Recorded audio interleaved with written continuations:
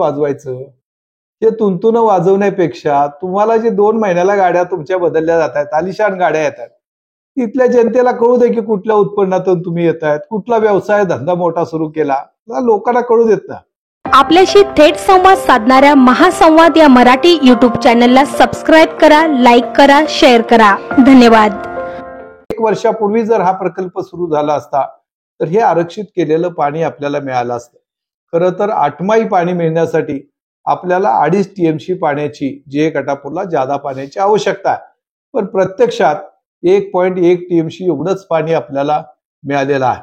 आमदार महोदय म्हणतात की प्रभाकर देशमुख यांना आयुक्त असताना सचिव असताना काय पत्र निघालेत, JR कसे निघालेत हे समजून येत नाही. खरं तर आमदारांनी गेल्या 14 वर्षामध्ये किमान JR कसा वाचायचा असतो एवढं तरी शिकून घ्यायला पाहिजे होतं. JR वाचत असताना हा जो JR निघालेला आहे, 30/9चा JR निघाला आहे, त्या JR मध्ये काय म्हटलेलं आहे? त्या JR मध्ये म्हटलेलं आहे की पूर्वीचा संदर्भ दिलाय. कुठला संदर्भ दिलाय?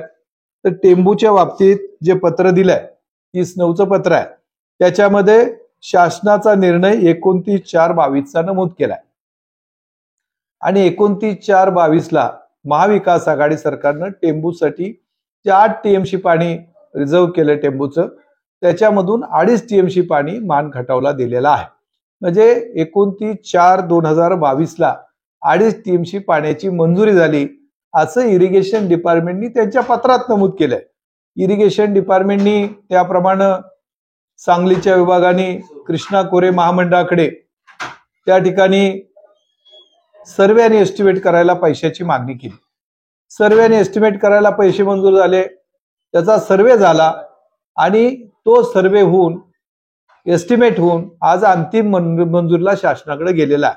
आता हे मंजूर जर झालं नसतं 29/4ला तर सर्वेला पैसे मंजूर करायची काय आवश्यकता होती, एस्टिमेट करायची काय आवश्यकता होती.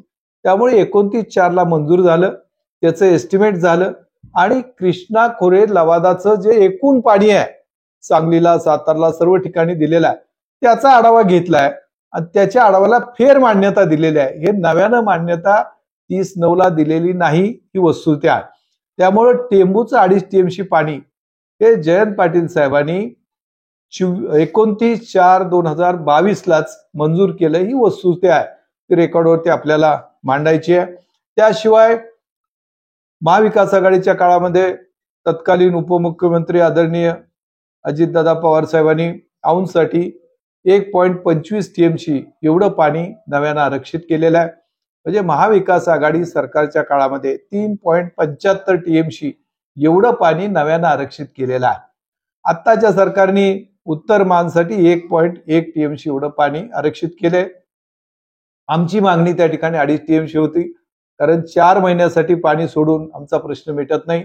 आम्हाला कमीत कमी 8 महिन्यासाठी पाणी मिळालं पाहिजे. ते 2.5 TMC पाणी मिळायला पाहिजे होतं, पण त्याच्यामध्ये 1.1 TMC एवढंच पाणी देऊन सरकारनं त्या ठिकाणी बोळवण केली आहे.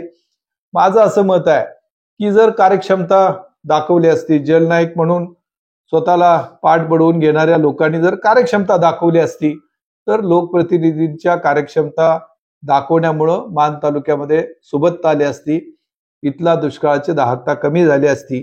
परंतु त्यांच्या निष्क्रियतेमुळं मान तालुक्याच्या नशिबावरती, खटाव तालुक्याच्या नशिबावरती आजही दुष्काळ आमचा पाठवीला पुजलेला आहे. ही वस्तुस्थिती आहे. इतर तालुक्यात चांगलं काम होतंय तर मान आणि खटावमध्ये का होत नाही असा जनतेने विचारलेला प्रश्न लोकप्रतिनिधीला त्याचं उत्तर द्यायला लागेल. सातत्यानं ते पवार साहेबांच्या बद्दल एकेरीने बोलतात. पवार साहेबांचं महाराष्ट्रामध्ये खूप मोठं योगदान आहे आणि पवार साहेबांचं योगदान विचारात घेऊन राज्याचे मुख्यमंत्री असतील, उपमुख्यमंत्री असतील, नेहमी पवार साहेबांच्या बद्दल आदराने बोलतात.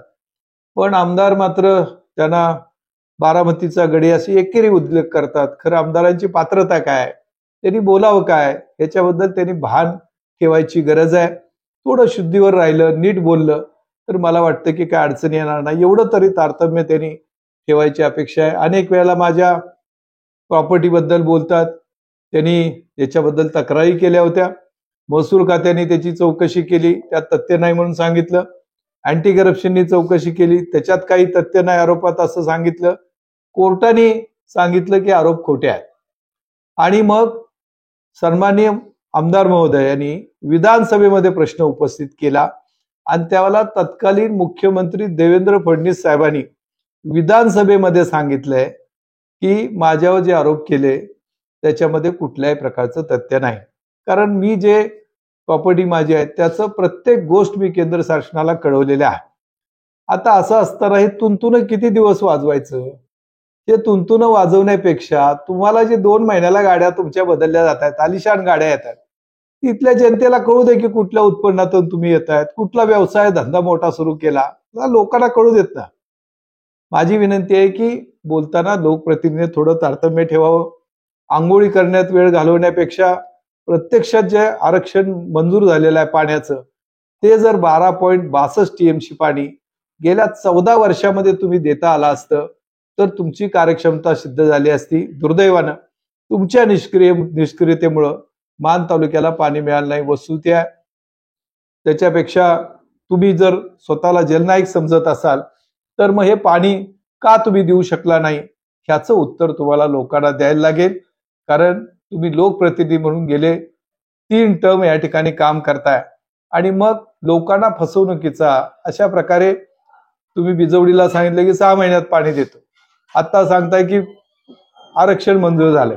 अरे आरक्षण किती मंजूर झालंय, किती पाणी द्यायचं होतं, याच्याबद्दलची वस्तुस्थिती लोकांच्या समोर मांडायची आवश्यकता आहे आणि म्हणून या ठिकाणी आपल्या समोर ही वस्तुस्थिती मांडलेली आहे आणि याचा जनतेने विचार करावा असं